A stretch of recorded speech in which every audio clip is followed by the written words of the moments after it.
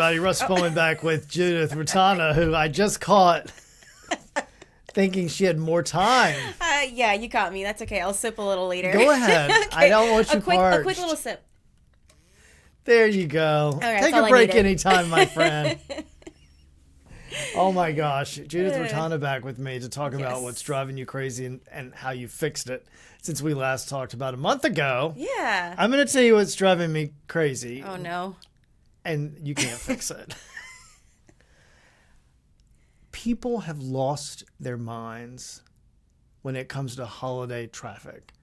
Well, and I don't mean like going to grandma's. I mean, for the last 3 weeks, they don't use turn signals. No. They don't use the rules of the road. Especially they drive anywhere, too fast. Yeah, anywhere around a grocery store, a Trader Joe's, the Costco down the road. Yes. It's a nightmare. Anything. It's terrible. Yeah. I mean, if you just need a basic little, like, I need some half and half in toilet paper, well, you better have bought that about a month ago. Right. But it's like there's no courtesy and people are just mad and they're like, I'm like, if this is stressing you out this much, maybe have a conversation with your family about how to pull back, about like, you're getting one gift and I'm ordering it from the internet. Right. Or don't wait. Maybe wait until you need more than just one item. So make the trip worth it. Exactly. Okay. So look, you've been doing a lot of work since we last talked. You've done a number of stories where you go out after people email or call you and let you know what's driving them crazy when it comes to the roads.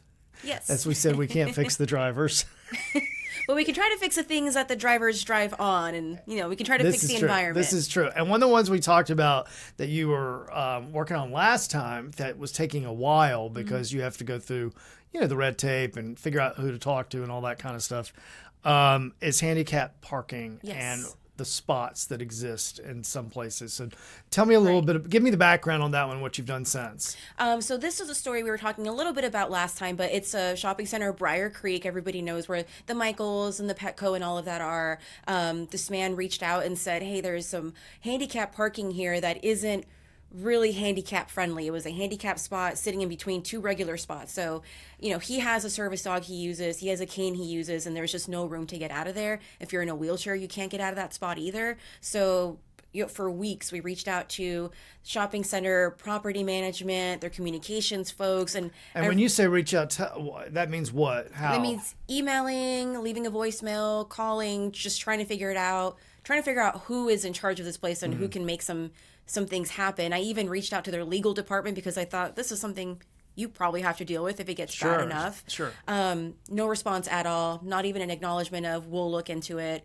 So then I reached out to the U.S. Department of Justice because they're in charge of enforcing this. Interesting. Yeah. Okay. I bet a lot of people don't know that on a local level, right? Right. And so they don't take every case, but they also have mediators. So if you don't want to make a big fuss out of it, but you just want someone to fix a problem, they have people who can just help mediate the problem. Wow. Also reached out to the city council member for that area and said, I know this is private property, but can you help connect me with somebody? So all of that said, now there is finally a fix. They now have made that a compliant handicap spot, so people can get in and out whether you have a cane, a wheelchair, you just need to be closer to the store. Yeah.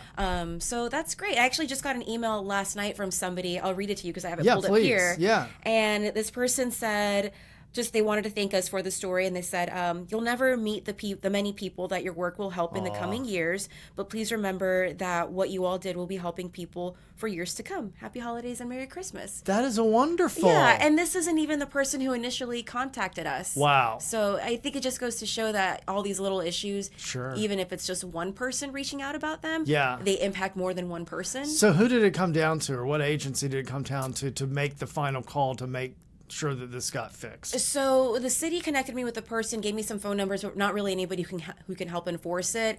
Department of Justice said you should have the person you're communicating with file an official complaint. Right. So when I reached out to that person, they said, let me take a drive over to that shopping center, and it was fixed.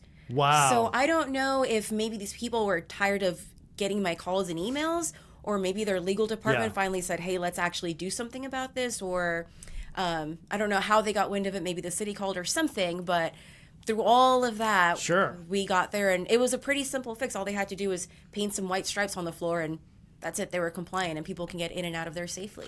Well, and you bring up an interesting point that people at home might not know, which is sometimes we don't get any response, but all of a sudden we get what we ask for, Right. but there's no comment, there's nothing attached to it. Yeah. Or you go back out and it's just done. Mm-hmm. And you kind of think, well, I made a lot of calls. Clearly, they got my messages, right? And they've come through, but they don't want to acknowledge it was their responsibility. I don't know. Yeah, it's kind of odd to me because I was talking to the gentleman who we talked to for our first story, and he was happy to see the change. He said, "I'm not going to file a complaint because it's been fixed." And right. he said, "But it is strange that they won't even respond or acknowledge that there was a problem." He said, "I would probably, if they acknowledged me, I would probably thank them for Sure. for fixing this." Yeah. But that is kind of, they still have never said anything, never said, "Hey, we got your email just to let you know it's fixed." Interesting. Nothing at all. But it's fixed now, so. Well, that's fantastic. And like you said, that's a bigger story than that one spot. Right. Yeah. And it's, it's federal law. You have to follow these rules when it comes to ADA parking and handicap accessibility and all of that. So it really does affect more than the one or two people who sent me an email. I'm going to get to the next one you've been working on. Okay. And I'm going to tell you this weird thing in my own neighborhood that's been going on for years. After about 10:30 at night, and I live in the city, you hear like, I don't want to say it's a garage band, but it sounds like a band. Probably And not very good. And well, it's so muffled because it seems like it's in a distance, but you definitely hear it every weird. single night. And I can't tell if it's real or if it's, if it's a DJ or whatever. And all the neighbors know it. And the neighbors behind our neighborhood, no one can figure out where it's coming from.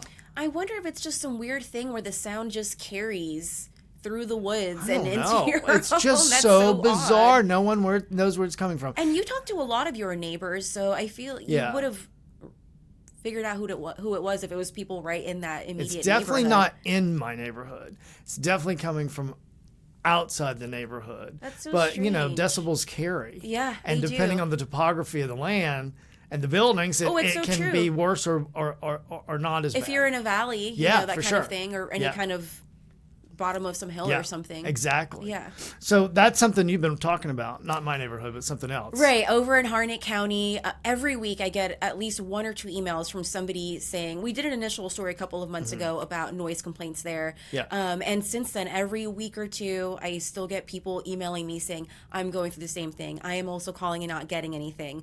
People are saying, I paid to buy a house out here where there isn't a lot of traffic and there aren't a lot of people to be in the peace and quiet, and I'm not getting my peace and quiet. And they'll call the sheriff's office who's in charge of enforcing it, and they don't get anywhere. I haven't gotten anywhere so far, but it's an ongoing problem. And but it's one of those hard ones where how does one person's loud is not another person's loud. True. Like volume can be a Right. little bit subjective or objective unless you get an actual decibel reader out there. Yeah. So that's Well, a and tough it's one. and it's a tough one too because every municipality or city may have a different ordinance where the time frame is no noise before 7 a.m. Right. like construction noise or something, or after 10 p.m. or whatever it is. And then you've got the county or counties all over North Carolina that are outside of municipalities and city limits, and And they have there their may own not be a rules. Or there noise not one at ordinance. all. Or Yeah. ordinance. I said ornament. There's Well, it's noise close to of a Christmas. crashing ornament at Christmas time. That does not qualify. And that one's Harnett County does have a noise ordinance, and it does lay out what the decibels are. But if you're calling somebody and your neighbor sees police coming down the street and they put down the volume, how do you prove Yeah. that they were being loud in the first place unless you've Yeah. been recording them or something like that? I think it's a really Exactly. tough one. It's all timing. It's like can you get there while this noise is still going on, and does it make any sense to do a drive by or stop by as Yeah. law enforcement or an enforcer with the lights on? I mean, like you said. Yeah, I mean, especially when you have such a big county like Harnett County. Yeah. It's so, geographically, it's so big. So by the time somebody gets there, is the music even still going? Or, if they're trying to prioritize calls, are they going to Sure. go to a noise complaint, or are they going to go to maybe an armed robbery or something like that? So Absolutely. It also I has mean, to we do know with how- resource and all of that. All these resources are so strained, and hey, sometimes it comes from a car and it's just parked in a lot. They go out there and hang out every night, Yeah. and and then they see somebody coming and they just drive away, and it's like this mystery. Where did that yeah, noise come right. from? Where's that music coming from? So we know Raleigh has their own noise ordinance they put into place, I think a year or two ago, specifically for Glenwood, because there's Yeah. a lot of people who live there and they have to hear all the partying there. Sure. So that's We get those calls here too. all the time. Yeah. Yeah, we sure do. So it's a little bit of a different environment, like an entertainment district versus like a small suburb area. But it's always just a tricky thing to try to police It is. people's personal noise. There's a leaf blower addict near my house here, and it drives me crazy. He's just And always blowing the leaves. I've never seen anything like it. I've never seen anything like it, and you can't on a beautiful day really sit on the porch much because You just hear it's it. so close and it's all that dirty, filthy air when Yeah. it's super dry. And it's just annoying. Like I'm sitting there with a dog, you're trying to read a book or whatever, or have a conversation. You're like, Yeah. what do you need to blow 5 days a week, 6 days a week? Well, at my apartment complex, they come once a week, maybe even 2 times a week Yeah. if all the leaves are falling Sure. really quickly. But 5 days a week, I don't know what they're you doing can't over have there. that many trees. I think that's someone who just, has something to do. or has some issues with making sure things are in order all the time. I'll just leave it at that. Their hyperfixation is Exactly.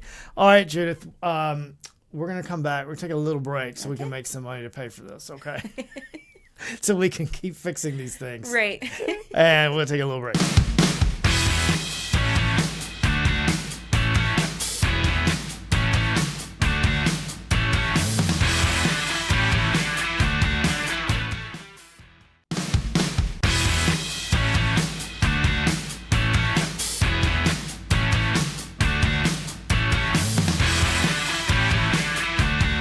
Hey everybody, we're back with my friend Judith Rotana, who's fixing things all over the place. Trying.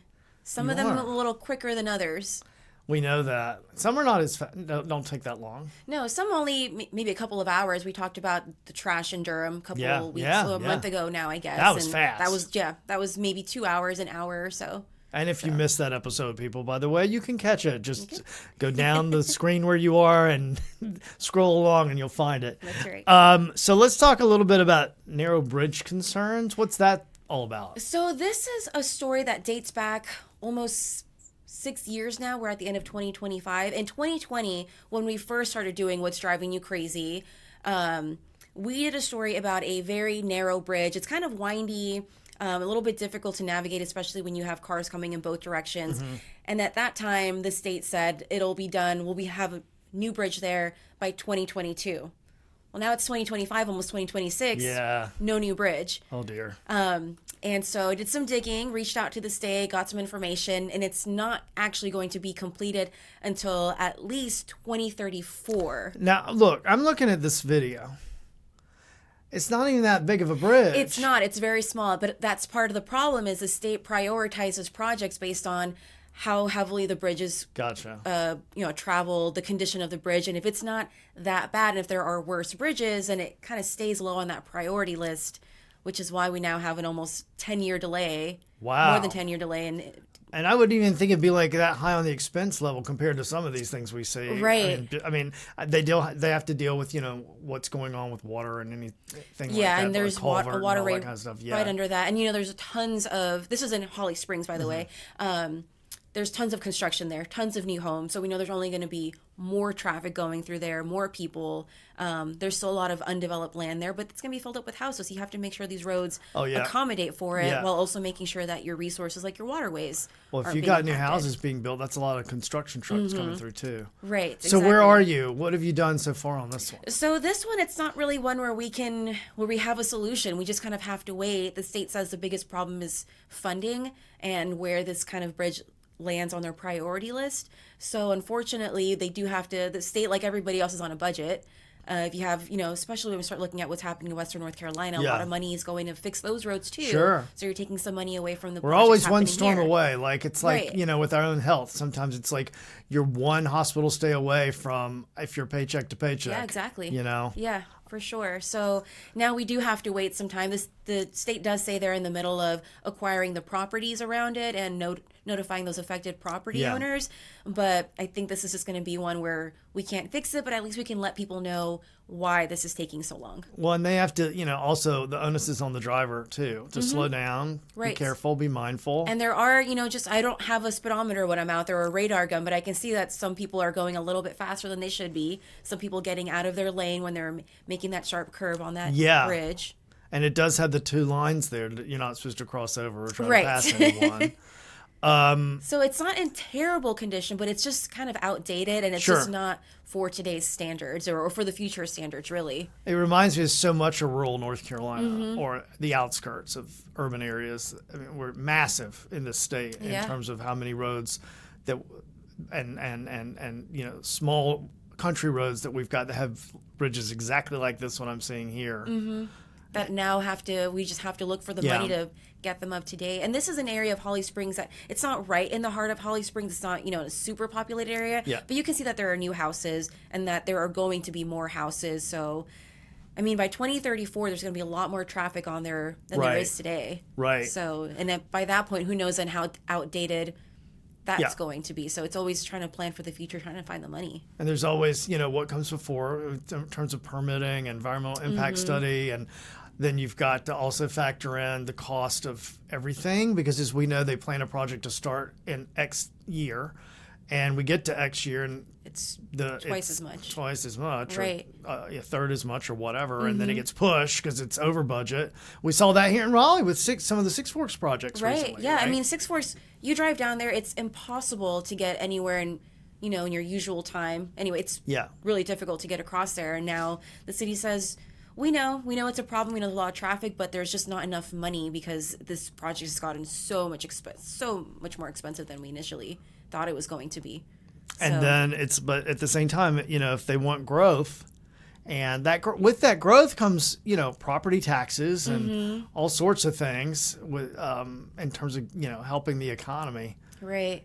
You'd It's think a- you want to get it straight as soon as you can. Yeah, it's one of those tricky things where do you wait for the money from the growth to come first, or do you build Yeah. the road first, and do you maybe have some of these developers help you Help build pay these for it, roads? which is always a possibility. I know they make them put in bus stops and bike lanes and things like that. Turn lanes but- sometimes, whatever it might be. Yeah, Especially if it's through an existing neighborhood to get to the new neighborhood. Right. You'll see that too.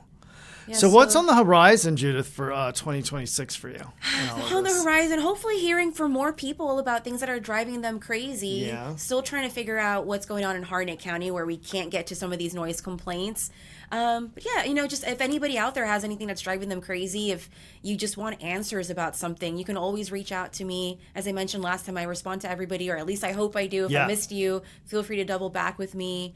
But yeah, crazy at cbs17.com, and I'll be happy to hear it. But yeah, still trying to get some of these other ones that I'm working on, trying to get answers for those. Well, and what's cool about it too is we're talking about so much growth and Mm-hmm. the influx of people here weekly, and I don't just mean like Raleigh, Durham, Chapel Hill. I mean Central North Carolina, Right. and people who can't afford to live in our area Who here, are now going out who are to now those- Mm-hmm. going out and making these commutes. It's let's get as much of this done beforehand Right. as the growth increases. Yeah, You're going to help with that. I hope so. Are Yeah, you? there's a lot of change, I guess, in the future, right? With how many, I mean, Yeah. I'm thinking 10 years from now, we're going to have brand new roads we never even knew where we saw like Yeah. wooded areas or like small Farms. forests. We see Yeah, a lot of that farms. with the farms in some of our viewing area too. That there's just it's been in the family for generations and generations, and it's just not sustainable anymore, and it becomes a development in some Right. way or another, which Yeah. is part of growth, and It's a sometimes it's a trade-off. sad thing to see when it comes to people who you may know who've Right. been growing on that land since 1898. And then all of a sudden it's just out of the family in Yeah. a shopping center in a couple of years. Exactly. But I mean, that's going to happen. And so making sure people can be safe and have some common sense, which you can't fix. You can't fix people, but you can maybe fix a road Yeah. or a parking spot Yeah. or something. Well, like yesterday that. I was on 440, getting ready to take the Crabtree Valley Mall exit, but it's early early. So not at a time when it was going to be busy over there yet for shoppers. And it's bad. And someone came up behind me and was on my bumper. I mean, probably 3 feet.